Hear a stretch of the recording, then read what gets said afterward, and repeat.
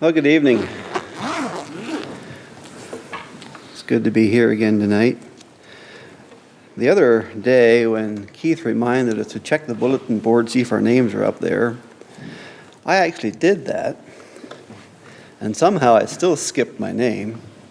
So when I saw it in the bulletin, my mind started doing some spinning. So I don't know if this will come out underdone or overdone, but I guess we'll just leave that and dive in.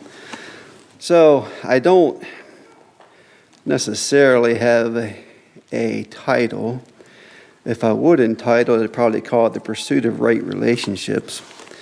But that's, would somebody want to look up 1 Samuel, Joshua chapter 3, verses 1, and read verses 1 to 4. I'm going to have a volunteer for that. Joshua chapter 3.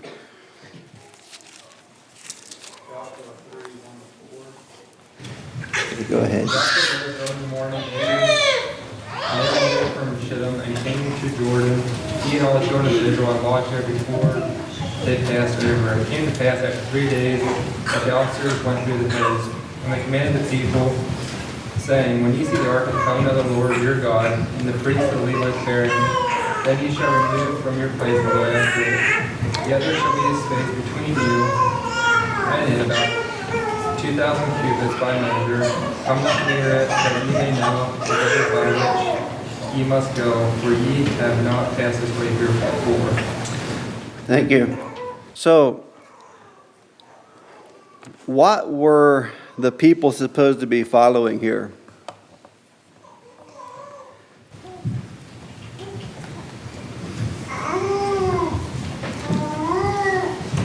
What were they going after?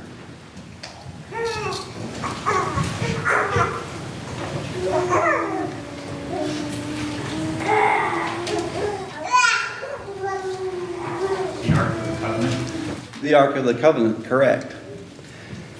Verse 3, when ye see the Ark of the Covenant of the Lord your God, and then the very last words, and go after it. They were to go after the Ark. And what was in that Ark? I believe there's only 3 or 4 items. 10 Commandments. 10 Commandments. Aaron's rod. Aaron's rod. At some point they put manna in there, I believe. An omer of manna. I think, if I'm not mistaken, that was all. So, really, what did that represent?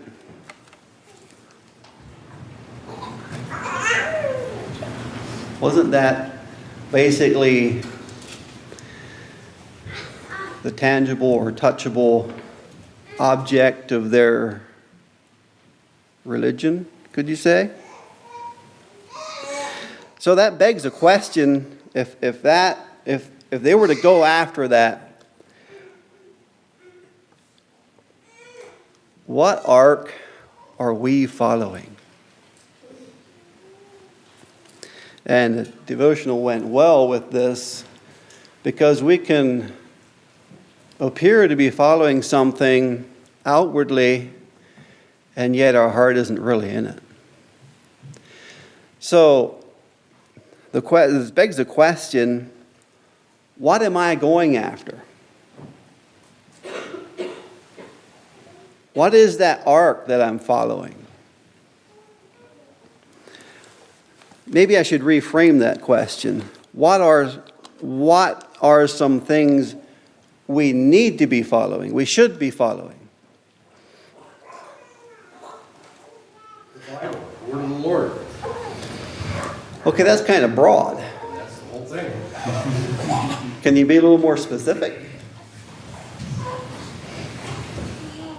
You're right.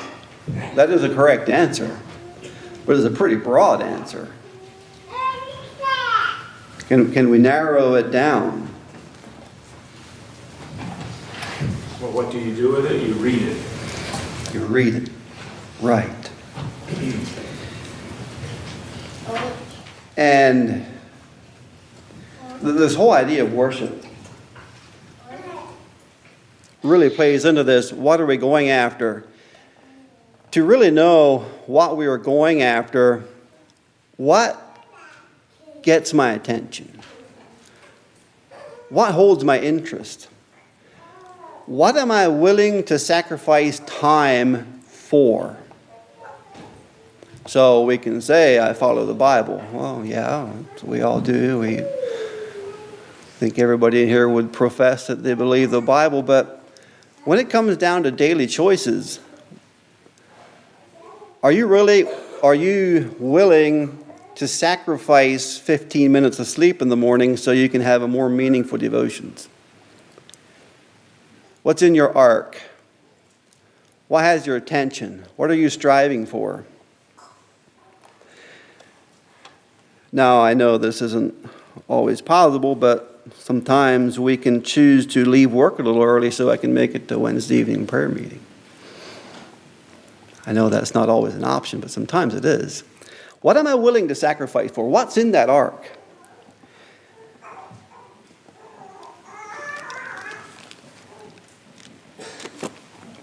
What about right relationships? Is that an ark we should be following? Within the church, within the home. Is that a worthy ark to follow? Yes. Right. I'm using this as a springboard. I have something that's been in my mind quite some time, and it's not original with me. I want to make that clear. There was a Lynn Hartman from Elida, Ohio, shared this at the Clear Creek School meeting. And I thought it's valuable enough that I want to share it with you. I'm going to need to use a whiteboard here.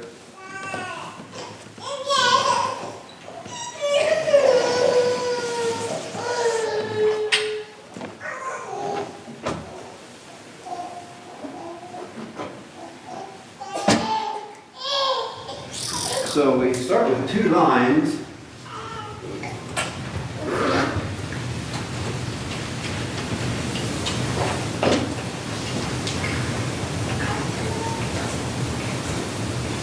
Up here is 0. Here is 0. Here is 100%. And down here is 100%.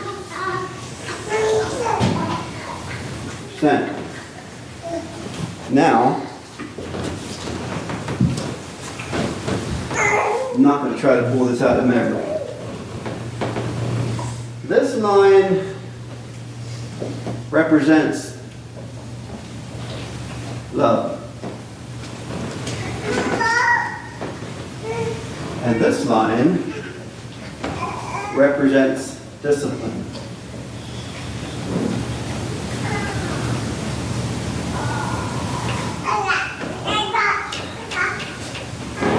Probably doesn't make a whole lot of sense just yet. I want to volunteer to read Ephesians chapter 6, verse 4. Maybe somebody could quote it.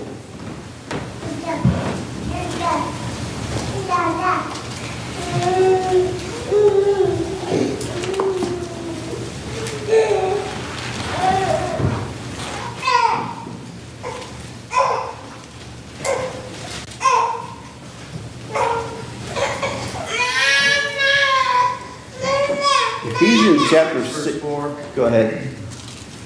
And ye fathers, provoke not your children to wrath, but bring them up in the nurture and admonition of the Lord. Okay.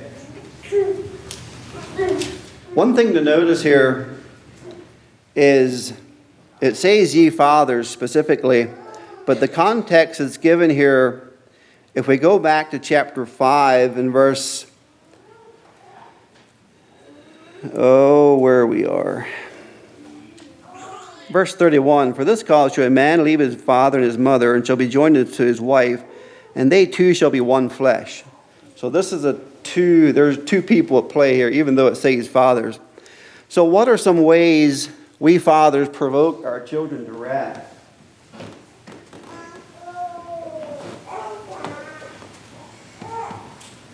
I'm not looking necessarily for one answer, but we'll get there. How do we provoke our children to wrath? Inconsistency. Inconsistency. That's a very good one. There's another one.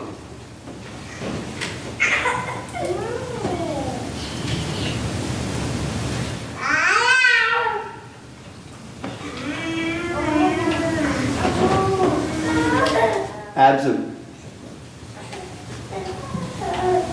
You're not available. You're not there. Physically you're there, but you're so taken up in my own work, my own whatever. We're absent. We're just. And this is probably, it can be physically absent, but mostly I'm thinking emotionally absent.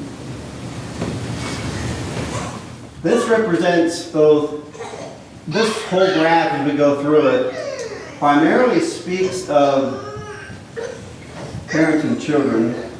It also applies very well to church and church leaders, and to a lesser extent it applies to business, anytime there's an authority structure. So keep that in mind. So this is the first group of parents. They're just gone. They're not there. They're not available. They have zero love because they're so full of their own business. And there's zero discipline. They're too busy. They're gone. They're checked out. All right, another volunteer to read 1 Corinthians 13. Just going to read verse 7 and 8. We could read the whole thing, but I just want to focus on those. 1 Corinthians 13, verse 7 and 8. Yeah, I have a volunteer for that.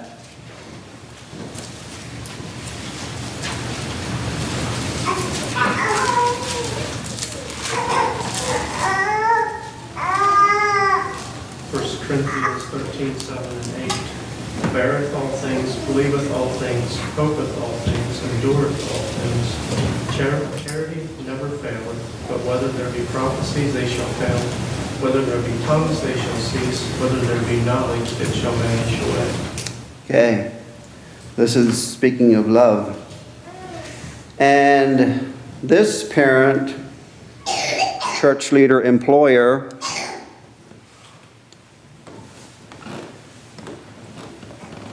is really strong on love. They are camping on this verse. Charity believes all things, suffers all things. It's all about love.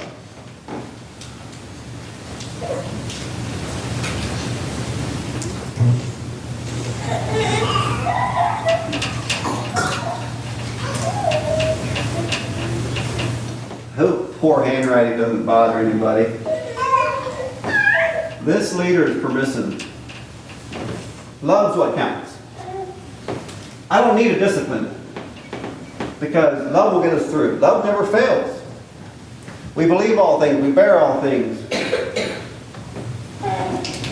There's no discipline. Does anybody care to guess what's in the third quadrant? Remember, he's low on love, he's high on discipline. Control. Control. Yeah, you're right. Well, that's not exactly the answer I'm looking for. Some more guesses. Authoritative. Authoritative. Perfect. No. Authoritarian. That is the correct answer. Now, if I can spell this right.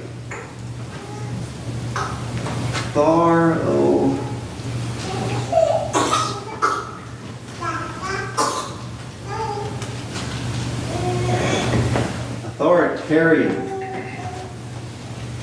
Now, we need somebody to read Proverbs 22, verse 6.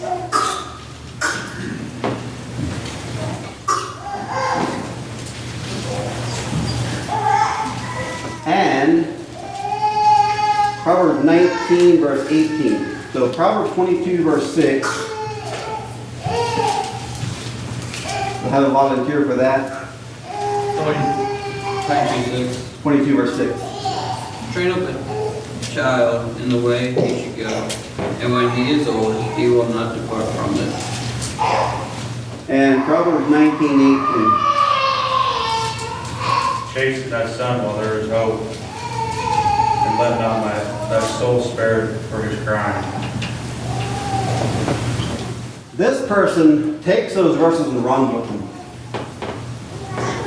That's what the Bible says. That's what I'm going to do. It's going to work. That is true, but it is not the whole truth.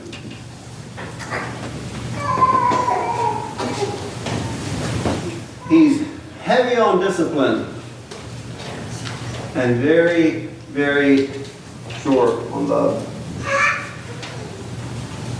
What about this quadrant? This person, these leaders, have a lot of love, and they couple that with discipline. This quadrant is authoritative. He's standing on the Word. He knows what the Bible teaches, and he's practicing it.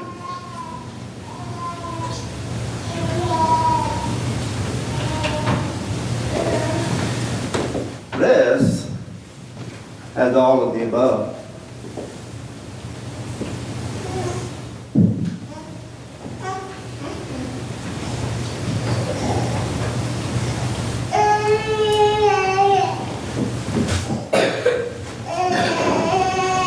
Now, that's not the end of the story. Lynn based this on a study that was done in Canada a number of years ago, and he had a lot more background information. I'm trying to pull this out of my head that I don't have.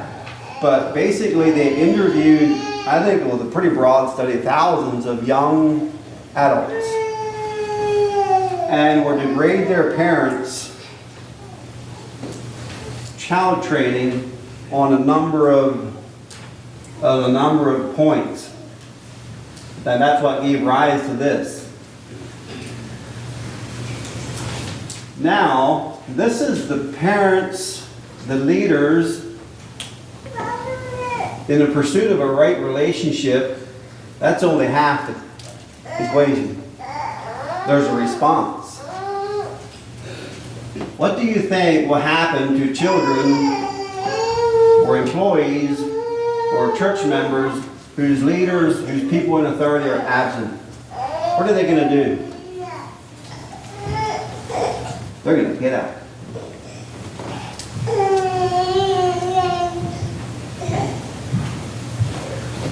These people flee. There's nothing here for me. I'm out of here. Okay? What about the parents, leaders, who are very permissive? They think love's going to cover it all. What do those people do? They're spoiled brats. They're spoiled brats. You're precisely correct. They put it down to one word.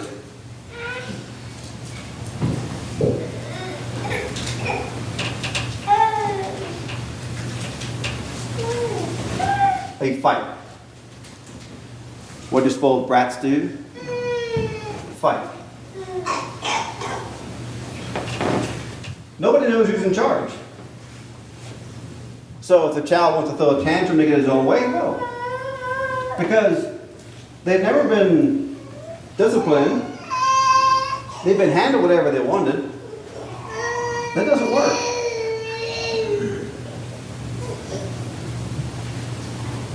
Nobody knows who's in charge. There's no peace. There's no rest in that home. There's constant turmoil. I've heard the statement made. I heard this person say this: I love my child way too much to ever discipline him. That doesn't work. You gotta fight. Alright? What happens to the authoritarian? Remember, he is strong on discipline and short on love, what are those children going to do? What will those people do in a situation like that? This isn't as true in a workplace because people in a job situation are more free to just quit or just go. So this is more true in the home and probably also in the church. What do those people do? What will those children do? Probably fear. Perfect. That's the correct answer. They will fear.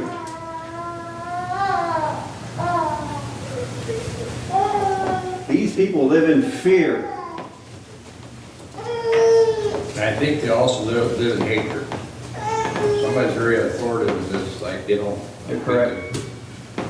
Probably had that.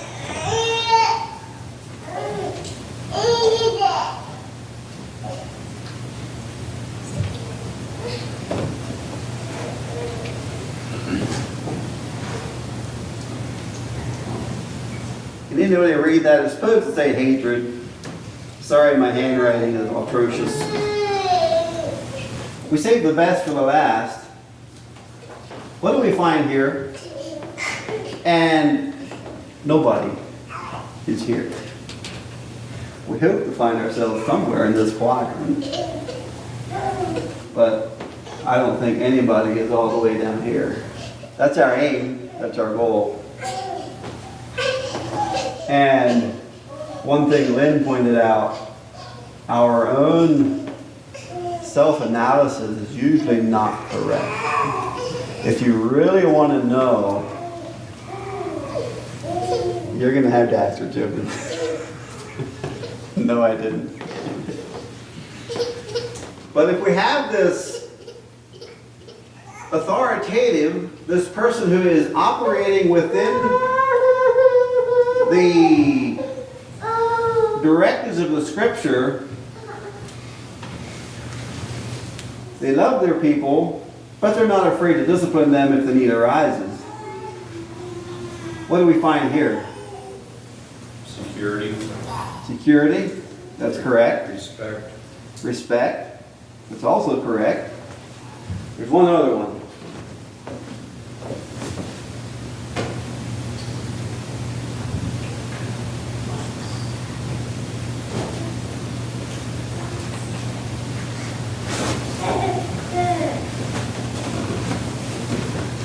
Fellowship. When we tie the whole thing together, we have fellowship one with another. We have fellowship in our home, with our children. We have fellowship in the church. We have fellowship in the workplace. It all works when we follow God's way. So that's all I have. Does anybody have any comments they want to add to this? So how do you correct that one if it's in the workplace? Depends if you're the employer or the employee. Employee, Leave. in other words, they need help. How do you correct it? State the original question again. How do you correct that mannerism in that person, that employer, when they have a problem in that area? You don't. No, you don't. You just live with it. Well, how do you help them? What's that poem? God grant me the To accept things I cannot change. courage to accept the things I cannot change, the courage to change the things I can, and the serenity to accept the things I... Well, we're here to help other people, okay, so there's gotta be some mannerism to help. That's almost like you give up, there's no hope. You have one avenue, yeah, that's prayer. And I'll put this disclaimer out unless we think that prayer is a cure-all. Prayer might not change the situation, but it might change you. That's not a personal attack. I'm basing that on, well, a bit of personal experience here. Back before the election, Brother Roger put on the men's chat, suggested that we fast and pray every Tuesday for the month up to election, if I remember right. I didn't publicly commit to that because I was afraid I couldn't do it, but I did it in private. I don't think that changed the outcome of the election, but it changed me. I was totally okay with it. If it's in God's control, I'm fine. Is that an answer? So you had no quarrelsome after that happened. You had victory over everything. Totally satisfied. In that situation, I rested that God did what He knew best. Was it my choice? No. I guess I would say this. I've had various different people in leadership that I've worked for, and there's a big difference of various different people. And I think there are things we can do, even though maybe they're absent. Like some people, they basically, like one of them especially, sometimes he's a foreman, and he doesn't even basically come out to talk to the people on the floor. At least to me, it's like, I think if you have a love for that individual, I mean, your people under you would probably show some interest. At least tell them that you recognize they're there in the morning, okay? And that's extreme maybe. You have other ones, when other people own the company, that even the president would come out. He was friendly. You could talk to him. What do you do to help that individual? Show that you care, that you show his face, not just all. Just go on. You're the president. I'm not going to talk. There are things we can do to enhance, their ideas in life as well. You're right. Hear them all. No, but I think we can help their mannerisms. By simply, I would say this, but be friendly. Whether it's in the home, church, or whatever. If Bert would come here and I says like, just move on. I don't want to talk to you. How would he take it? So there are things we can do, I think. I understand they need to develop it somewhat their own selves too by God's help, but by the way I portray myself when I meet with individuals makes a big difference how they will handle themselves in my presence. Enough said. We can look at that and we can identify as either the one under authority or the one in authority. The reality is all of us are in authority to a certain extent. And yes, if you're an employee, you are not in authority, you can still apply these same things. Use the all of the above approach. It's not in your place to discipline a leader, but it is in your place to be there. It is in your place to pray for them and follow the Bible, follow the ark, like we talked about. Is there any other discussion?